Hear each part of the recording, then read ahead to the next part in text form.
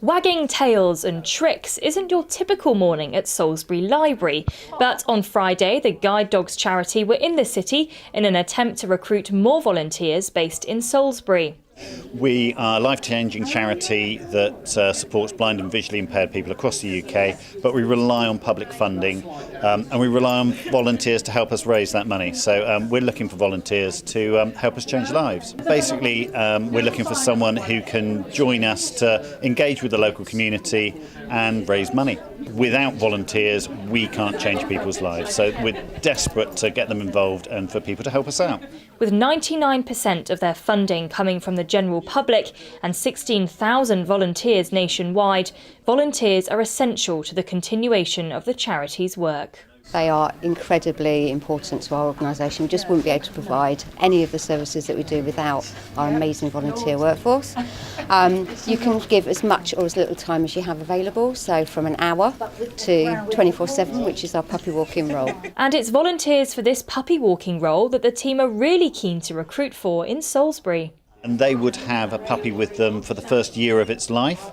They're vital in ensuring that our guide dogs get out and about, get used to different environments. The puppy walker is expected to teach the puppy the basics of commands. Being a puppy walker is quite a dedicated volunteering role, but it's hugely rewarding. But it's about giving back to the community. It's about giving the time that they've got available to do some good. Colin has been volunteering with the charity for 4 years, following the death of his own dog, and in that time has had some 15 pooches pad through his doors. It's been great fun. Lots of different dogs. We've had dogs just straight out of training, dogs that have been pulled from training looking for rehoming, and of course current guide dogs like the one we've got at the moment who's in for a bit of weight loss. He's 5 years and some months. He's a Labrador Retriever cross, black and glossy. He is the most laid-back dog we've ever had, but he came at about 44 kilos he started at. He's down to 38 kilos. Fighting weight, and he actually goes back next week. So that's been 3 months, and he is gorgeous. He is a real softie.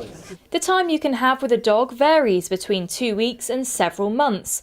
But despite the ease at which volunteers can get emotionally attached to the dogs in this time, ultimately they are there to train them and have a responsibility to nurture and look after them. We have to obey the rules, of course, make sure that they maintain whatever they're supposed to do, is walking them around on leads and just keeping them aware that they're still guide dogs, but they can have fun with us.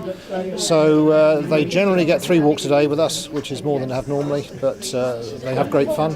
We take them out, they're treated part of the family. We never leave them by themselves, so it's great. It's a two-way street. The dogs enjoy it and we enjoy it. As an officer for Guide Dogs, Peter is not only involved with the recruitment of volunteers, but he also has a strong personal connection to the charity and knows all too well how vital these lovable animals are to some people's lives. Thomas is my guide dog. I suffer from a condition called retinitis pigmentosa. It's extreme tunnel vision. I was matched with Thomas 5.5 years ago, and Thomas has completely changed my life. I've gone from not being able to get out and about on my own. I couldn't even take my 2 children to school. And Thomas has allowed me to live my life on my own terms. So I can get out and about in the local community. I've got back into paid employment. I now work for Guide Dogs. I'm just absolutely bonkers about the charity. It's fantastic. And he's just a life-changing individual. He really is. With 700 volunteers in the Southampton area, the team now want to expand their workforce in Salisbury in order to offer more people living with sight loss the chance to regain some independence. Rhaya Barton, That's TV.